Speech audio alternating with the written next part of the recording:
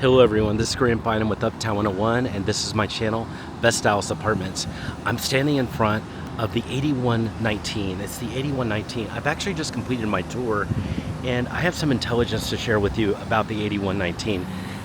This, in my opinion, is the #1 place to be single and to be in a high-rise apartment.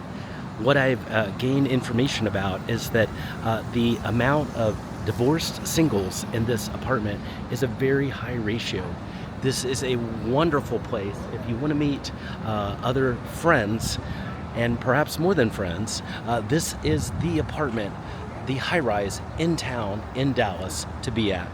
It's that good. This is in the best part of town. It's Highland Park. It's a gorgeous high-rise. You can see it. And there is a happy hour that happens every Thursday at 6 p.m. You can come as, even if you're just have toured the building and see for yourself what I'm talking about.